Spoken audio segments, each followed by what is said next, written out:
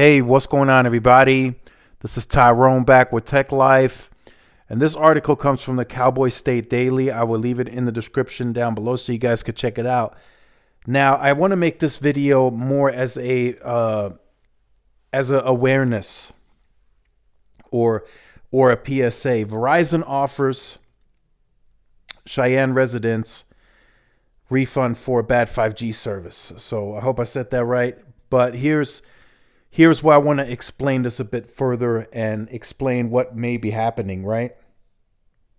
In a lot of more smaller suburban rural areas, as Verizon has to upgrade the network to get to 5G and C-band and whatever else they may want to upgrade to, right? A lot of these sites had been, abandoned for a long time.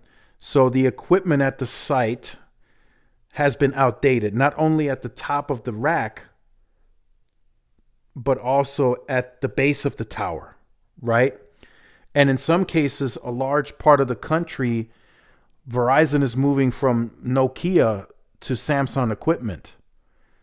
That in itself is very reminiscent, for those of you who remember, to Sprint's network vision. This causes downtime at the site where the site's completely off for, a specific portion of the upgrade, whether it be ripping out the baseband units, taking the equipment completely offline. And that causes a ton of issues, and that's been causing issues. And that was also causing some customers to move. Doing a complete rip and replace is very tough to do. Sprint knows all about that. It's very tough to do. And although Verizon is very good at engineering, they got the best engineers in the industry, sometimes there's just no workaround. In some cases, some of these sites were band 13, super old, hadn't been touched. You come in, you got to upgrade. And when you do that upgrade, and from a site that old, and you modernize it to today's standard, you got to do a full rip and replace. And that's what's going to cause massive service interruptions, right? You're not going to be, in some cases, you won't be able to make calls. MMS is going to fail. Text messages not sending, no data throughput. All of that can happen. And it can happen for multiple weeks in some cases. I myself experienced that with Sprint when they went from CDMA to LTE.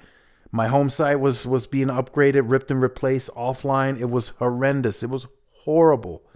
I mean, it literally went to no service. Couldn't make any calls, couldn't text, nothing. Nothing was working. So this is the case.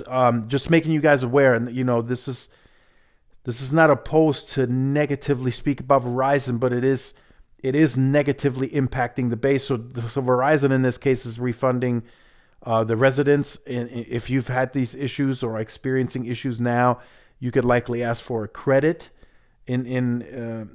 Probably what Verizon is doing, they're just crediting the account. I don't think they're necessarily refunding the customer, so to speak. I think they're just crediting the account for a certain amount of money.